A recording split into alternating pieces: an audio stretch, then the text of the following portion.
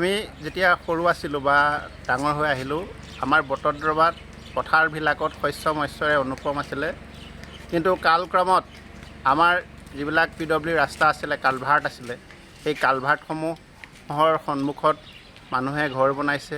কালভাৰ্টসমূহৰ পৰা পানীবিলাক ওলাই যাব পৰা নাই। আমাৰ বটদ্ৰৱা বৰ্তমান সাগৰ সদৃশ হৈ গৈছে, এটা হ্ৰদৰ আকাৰত ৰূপান্তৰিত হৈছে।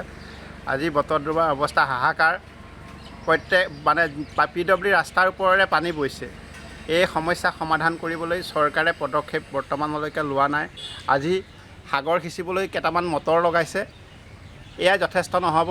আমাৰ যিসমূহ কালভাৰ্ট আছে, যিসমূহ নলা নৰ্দমা আছে, সেই নলা নৰ্দমাসমূহ চাফ কৰাৰ বাবে আমাৰ যি PWD ডিপাৰ্টমেণ্টে নলা বনাইছিলে, সেই নলাসমূহ চাফ কৰি দিব লাগে। নলাসমূহ বন্ধ হৈ আছে, সেইসমূহ চাফ কৰি দিব লাগে।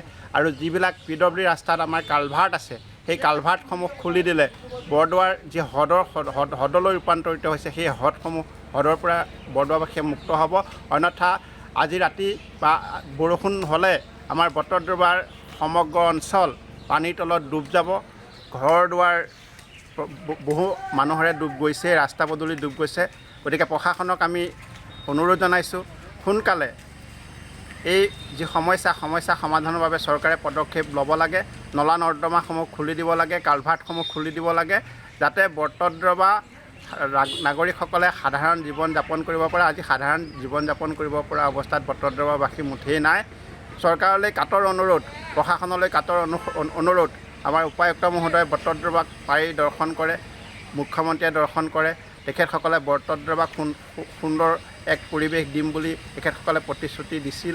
সেই প্ৰতিশ্ৰুতি ৰক্ষা কৰি বটদ্ৰৱাক বৰ্তমান সাধাৰণভাৱে জীয়াই থকাৰ যিটো এটা পৰিৱেশ, সেই পৰিৱেশটো ঘূৰাই দিব লাগে। আৰু অতি বিলম্বে আজি বা কাইলৈৰ ভিতৰত চৰকাৰে পদক্ষেপ লৈ এই অঞ্চলটোক উদ্ধাৰ কৰিব লাগে। আজি কেইবাদিনো নেৰানেপেৰা বৰষুণ দিয়াৰ ফলত বটদ্ৰৱাৰ শ্ৰী বটদ্ৰৱা থানৰ অধিকাংশ ঠাই ইতিমধ্যে পানীত ডুব গৈছে। মূল মন্দিৰৰ পৰা আকাশী গংগালৈ যোৱা পথ ডুব গৈছে।